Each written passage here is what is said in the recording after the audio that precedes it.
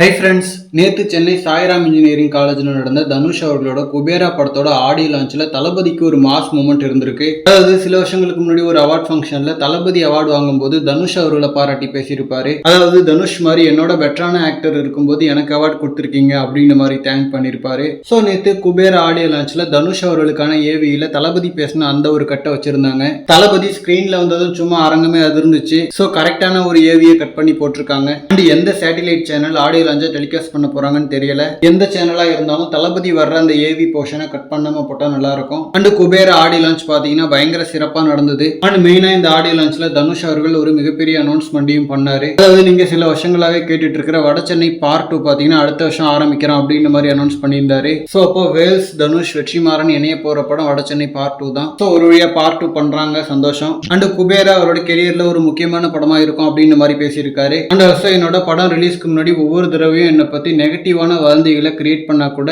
என்னோட உண்மையான ஃபேன்ஸ்னால அது எனக்கு அஃபெக்ட் ஆகாது அப்படின்ற மாதிரிலாம் பேசியிருக்காரு. அண்ட் குபேரா படத்தோட இயக்குனர் பேசும்போது இந்த படத்துக்காக தனுஷ் அவர்களுக்கு திரும்பவும் நேஷனல் அவார்டு கிடைக்கும், அதுக்கான ஒரு ஆக்டிங் படத்துல இருக்கு, இந்த படத்தை தனுஷ் தவிர வேற யாராலையும் பண்ணியிருக்க முடியாது அப்படின்ற மாதிரிலாம் பேசியிருக்காரு. தென் நாகார்ஜுனா அவர்கள் பேசும்போது தனுஷ் அவர்கள் ஒரு இன்டர்நேஷனல் ஆக்டர், அந்த அளவுக்கு அவர்கிட்ட டேலண்ட் இருக்கு. அண்ட் இயக்குனராகவும் படங்கள் பண்ணிட்டு இருக்காரு. ஸோ என்ன வச்சு எப்ப படம் பண்ணுவீங்க அப்படின்னு மாதிரிலாம் கேட்டிருக்காரு. அண்ட் ரீசெண்டா ரிலீஸ் ஆன படத்தோட டீசருக்கும் ஒரு நல்ல வரவேற்பு தான் கிடைச்சிருக்கு. ஸோ ஜூன் 20 படம் எப்படி இருக்குன்னு சொல்லிட்டு வெயிட் பண்ணி பார்க்கலாம். அண்ட் இந்த மாதிரி ஹாட்டான அப்டேட்ஸ்க்கு நம்ம விஜய் ஃபோர்ட் சேனலை சப்ஸ்கிரைப் பண்ணுங்க. தேங்க்யூ.